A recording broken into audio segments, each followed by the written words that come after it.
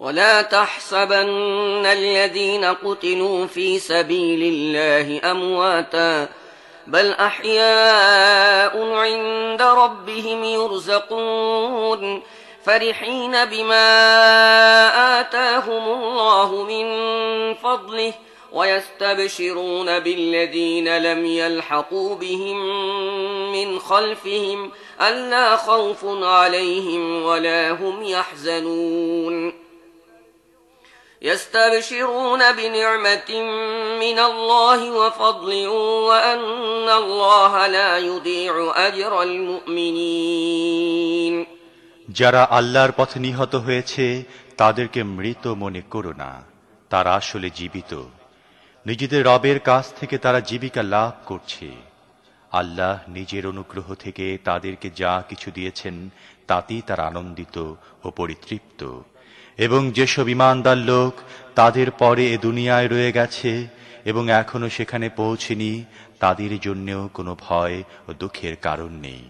এ কথা জেনে তারা নিশ্চিন্ত হতে পেরেছে। তারা আল্লাহর পুরস্কার ও অনুগ্রহ লাভে আনন্দিত ও উল্লসিত, এবং তারা জানতে পেরেছে যে আল্লাহ মুমিনদের প্রতিদান নষ্ট করেন না। الذين استجابوا لله والرسول من بعد ما أصابهم القرح للذين أحسنوا منهم واتقوا أجر عظيم الذين قال لهم الناس إن الناس قد جمعوا لكم فاخشوهم فزادهم إيمانا وقالوا حسبنا الله ونعم الوكيل আহত হবার পরও যারা আল্লাহ ও রসুলের আহ্বানে সাড়া দিয়েছে, তাদের মধ্যে যারা সৎ, নেককার ও মুত্তাকি, তাদের জন্য রয়েছে বিরাট প্রতিদান। আর যাদেরকে লোকেরা বলল, তোমাদের বিরুদ্ধে বিরাট সেনা সমাবেশ ঘটেছে, তাদেরকে ভয় করো, তা শুনে তাদের ঈমান আরো বেড়ে গেছে এবং তারা জবাবে বলেছে, আমাদের জন্য আল্লাহ যথেষ্ট এবং তিনি সবচেয়ে ভালো কার্য উদ্ধারকারী। فانقلبوا بنعمة من الله وفضل لم يمسسهم سوء واتبعوا رضوان الله والله ذو فضل عظيم إنما ذلكم الشيطان يخوف أولياءه فلا تخافوهم وخافون إن كنتم مؤمنين ولا يحزنك الذين يسارعون في الكفر إنهم لن يضروا الله شيئا يريد الله ألا يجعل لهم حظا في الآخرة ولهم عذاب عظيم إن الذين اشتروا الكفر بالإيمان لن يضروا الله شيئا ولهم عذاب أليم ولا يحسبن الذين كفروا أنما نملي لهم خير لأنفسهم إنما نملي لهم ليزدادوا إثما ولهم عذاب مهين অবশেষে তারা ফিরে এলো আল্লাহর নিয়ামত ও অনুগ্রহ সহকারে। তাদের কোনো রকম ক্ষতি হয়নি এবং আল্লাহর সন্তুষ্টির ওপর চলার সৌভাগ্য তারা লাভ করল। আল্লাহ বড়ই অনুগ্রহকারী। এখন তোমরা জেনে ফেলেছ সে আসলে শয়তান ছিল, তার বন্ধুদের অনর্থক ভয় দেখাচ্ছিল। কাজী আগামীতে তোমরা মানুষকে ভয় করো না, আমাকে ভয় করো, যদি তোমরা যথার্থ ঈমানদার হয়ে থাকো।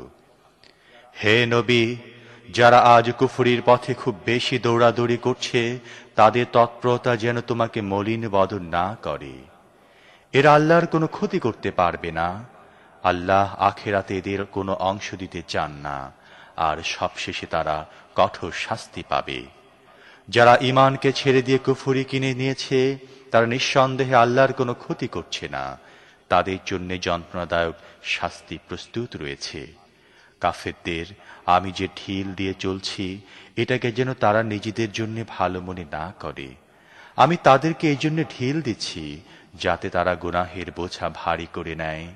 তারপর তাদের জন্য রয়েছে কঠিন অপমানকর শাস্তি। ما كان الله ليذر المؤمنين على ما أنتم عليه حتى يميز الخبيث من الطيب وما كان الله ليطلعكم على الغيب ولكن الله يجتبي من رسله من يشاء فآمنوا بالله ورسله وإن تؤمنوا وتتقوا فلكم أجر عظيم ولا يحسبن الذين يبخلون بما آتاهم الله من فضله هو خيرا لهم بل هو شر لهم سيطوقون ما بخلوا به يوم القيامة ولله ميراث السماوات والأرض والله بما تعملون خبير তোমরা বর্তমানে যে অবস্থায় আছো আল্লাহ মুমিনদের কখনো সে অবস্থায় থাকতে দেবেন না। পাক পবিত্র লোকদেরকে তিনি নাপাক ও অপবিত্র লোকদের থেকে আলাদা করেই ছাড়বেন। কিন্তু তোমাদেরকে গায়েবের খবর জানিয়ে দিয়ে আল্লাহর রীতি নয়। গায়েবের খবর জানাবার জন্যে তিনি নিজের রসুলের মধ্য থেকে যাকে চান বাছাই করে নেন। কাজী গায়েবের ব্যাপারে আল্লাহ ও তার রসুলের ওপর ঈমান রাখো। যদি তোমরা ঈমান ও আল্লাহকে ভয় করার নীতি অবলম্বন করো তাহলে বিরাট প্রতিদান পাবে। আল্লাহ যাদের প্রতি অনুগ্রহ করেছেন এবং তারপরও তারা কার্পণ্য করে তারা যেন এই কৃপণতাকে নিজেদের জন্য ভালো মনে না করে। না, এটা তাদের জন্য অত্যন্ত খারাপ। কৃপণতা করে তারা যা কিছু জমাচ্ছে তাই কিয়ামতের দিন তাদের গলার বেরি হবে। পৃথিবী ও আকাশের সত্ত্বাধিকার একমাত্র আল্লাহরই, আর তোমরা যা কিছু করছো আল্লাহ তা সবই জানেন। لقد سمع الله قول الذين قالوا إن الله فقير ونحن أغنياء سنكتب ما قالوا وقتلهم الأنبياء بغير حق ونقول ذوقوا عذاب الحريق ذلك بما قدمت أيديكم وأن الله ليس بظلام للعبيد الذين قالوا إن الله عهد إلينا ألا نؤمن لرسول حتى يأتينا بقربان تأكله النار قل قد جاءكم رسل من قبلي بالبينات وبالذي قلتم فلم قتلتموهم إن كنتم صادقين আল্লাহ তাদের কথা শুনেছেন যারা বলে আল্লাহ গরিব এবং আমরা ধনী। এদের কথাও আমি লিখে নেব এবং এর আগে যে পয়গম্বরদেরকে এরা অন্যায়ভাবে হত্যা করে এসেছে তাও এদের আমলনামায় বসিয়ে দেয়া হয়েছে। যখন ফয়সালার সময় আসবে তখন আমি তাদেরকে বলবো, এই নাও, এবার জাহান্নামের আযাবের মজা দেখো। এটা তোমাদের নিজেদের হাতের উপার্জন। আল্লাহ তাঁর বান্দাদের জন্য জালেম নন। যারা বলেন আল্লাহ আমাদের নির্দেশ দিয়েছেন আমরা কাউকে রসুল বলে স্বীকার করব না যতক্ষণ না তিনি আমাদের সামনে এমন কুরবানি করবেন যাকে আগুন অদৃশ্য থেকে এসে খেয়ে ফেলবে। তাদেরকে বলো, আমার আগে তোমাদের কাছে অনেক রসুল এসেছেন, তারা অনেক উজ্জ্বল নিদর্শন এনেছিলেন এবং তোমরা যে নিদর্শনটির কথা বলছো সেটিও তারা এনেছিলেন। এক্ষেত্রে ঈমান আনার জন্য শর্ত পেশ করার ব্যাপারে যদি তোমরা সত্যবাদী হও তাহলে ওই রসুলদেরকে তোমরা হত্যা করেছিলে কেন?